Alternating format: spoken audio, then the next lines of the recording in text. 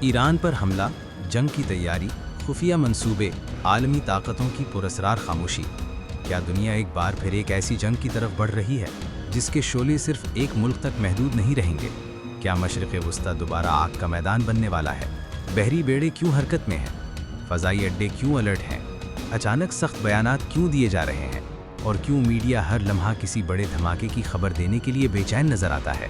تاریخ ہمیں بتاتی ہے کہ جب بھی جنگ کا آغاز ہوتا ہے تو سب سے پہلے خوف پھیلایا جاتا ہے، عوام کی ذہن تیار کیے جاتے ہیں، دشمن کو خطرہ بنا کر پیش کیا جاتا ہے، اور پھر حملے کو مجبوری کا نام دے دیا جاتا ہے۔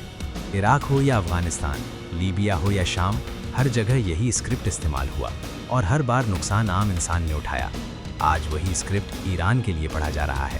سوال یہ نہیں کہ جنگ ہوگی یا نہیں، سوال یہ ہے کہ اگر ہوئی تو اس کی قیمت کون ادا کرے گا؟ کیونکہ جنگ نقشوں پر لڑی جاتی ہے مگر لاشیں سڑکوں پر گرتی ہیں، اور یہی وہ مقام ہے جہاں ہمیں رک کر سنجیدگی سے سوچنے کی ضرورت ہے۔